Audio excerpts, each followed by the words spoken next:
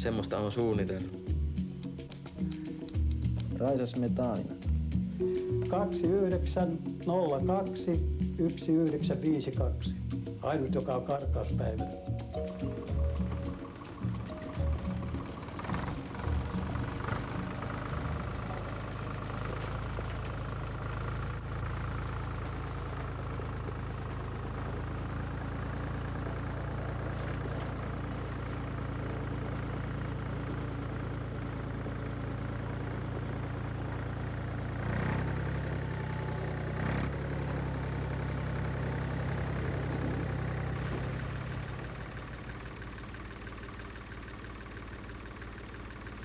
Mä kyllä kyselin tuolla noita kiikkutolin tekijöitä, pienempiä tekijöitä, niin monta kertaa voiko tekee, vaan kun ne kuuli minkä mittaista on jalaksi, kun mä sanon 6 metriä, niin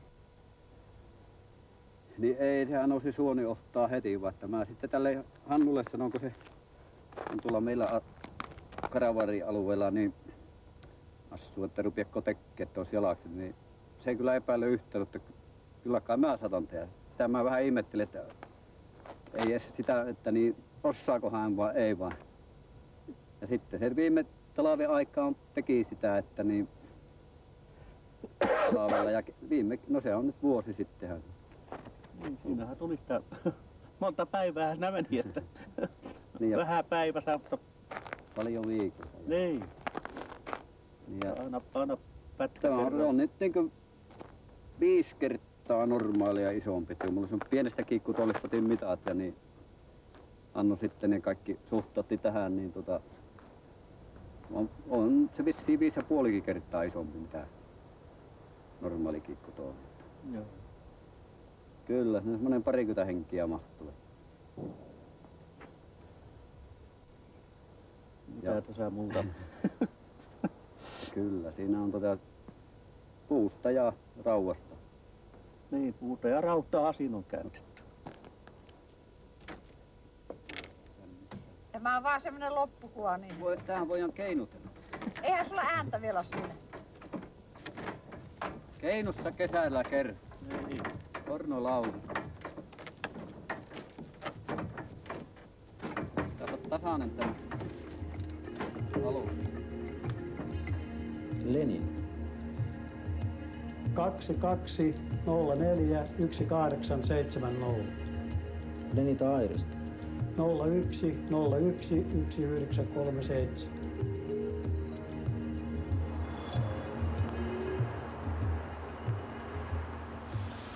Köyhään perheeseen, kun olen syntynyt, niin varhaisessa vaiheessa lähdin pois kotoa maailmalle leipää etsimään. Ja kyllä sitä aina on löytynyt jollakin tavalla, että mulla ei ole ollut kovin korkeat tavoitteet, mutta ei ole ollut sitten kovin pahat pettymyksetkään, että omasta mielestäni olen niin kuin sillai pärjännyt hyvin.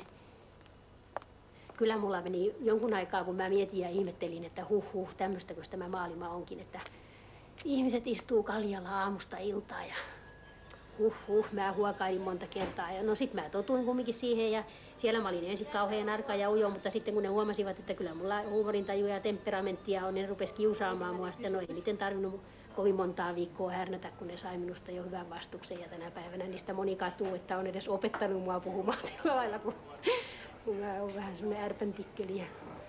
Sitten tuli vuosi 1979, mä olin ollut siellä sitten niin kuin 10 vuotta ja jotenkin mulla oli sitten semmoinen ensimmäinen semmoinen kriisi elämässäni,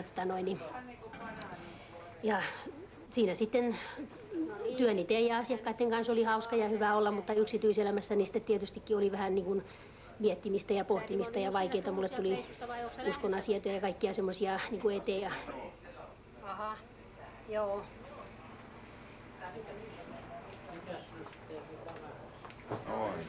Ole hyvä.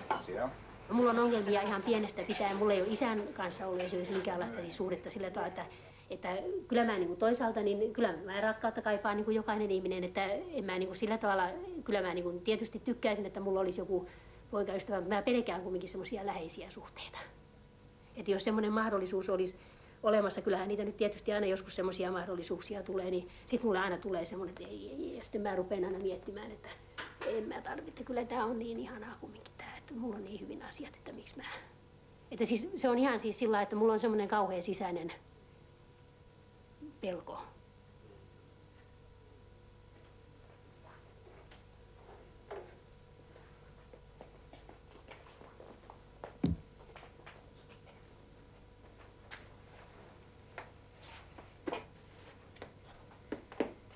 Tässä tämä minun mahtava kyläkokoelmani on.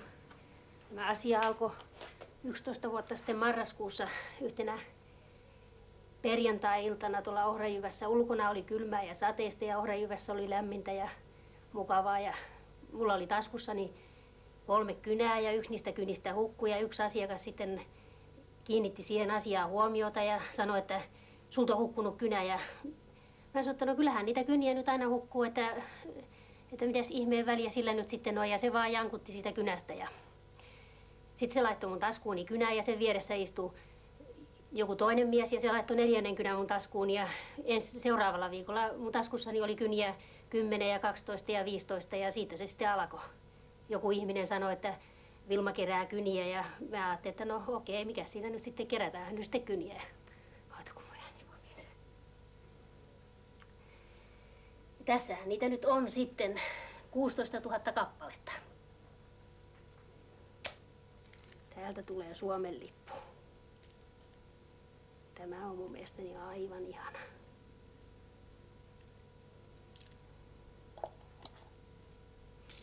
Tässä on sitten semmoinen italialainen mainos. Tämä on kanssa ihan hauska juttu. Jos oikein kova nälkä tulee, niin ei tarvitse kuin aukaista kynää ja ottaa sieltä makaronit ja pistää kiehumaan. Ja sitten kun seuraavan kerran taas tulee vähän rahaa ja pystyy ostamaan makaronipaketin, niin voi laittaa ne sinne tilalle. Siinä on Israelin lippu. Ja sitten siinä lukee hebreaksi jotain, mutta mä en osaa lukea sitä. Ja sitten poskikiehkurat sillä on, että kyllä se niinku rappia kuvaa.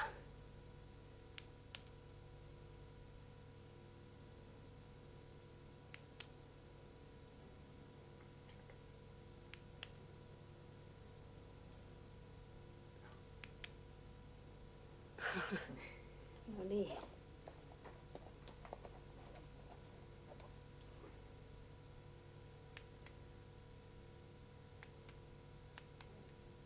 Tää oli muuten se kynä, minkä se porski toi. Joo. Tässä, onko tässä 2 miestä? Ei kun tässä on vain 1 mies.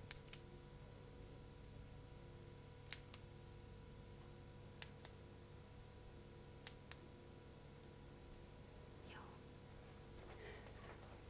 Sitten on mahtava kynä. Mulle tuli semmosia nuoria poikia tänne kylään. Ne on minun nuoria ystäviäni ja ne kerran ne sitten tuli ja ne sanoi, että meillä olisi ollut tuliainenkin sulle, mutta kun emme tiedetty, että onko sä kotona ja se on niin iso, ettei me viittää turhaan kantaa sitä. Ja sitten ne tuli seuraavana päivänä ja sitten mä näin, että niillä oli todellakin aika iso tuliainen ja että se oli kynä. Lyijykynä, kauniisti terotettu, että tässä on tarvinnut olla semmoinen iso semmoinen terottaja. Ja mä kysyin niiltä pojilta, että no entäs sitten kun tämä terä kuluu, että milläs mä sitten saan tämän terotettua, niin ne sanoi, että varmaankin kirveellä, mutta sillä kirveellä se ei tietysti tulisi ihan näin siloinen ja kaunis, mutta tämä on romanialainen käsityötä, kaunis kynä. Joskus mä ihan niin kuin vaan istun ja mietin, että mä en niin kuin tee mitään, niin joskus mulla on ihan hyvä olla ja joskus tulee semmoinen kauhean haikea olo ja semmoinen, että ei tämä sittenkään ole ihan hyvä näin. Mutta sitten se taas menee ohitti ja sitten mä ajattelin, että no en mä nyt kumminkaan näitä päiviä niin vaihtaisi. Kumita on sillä lailla.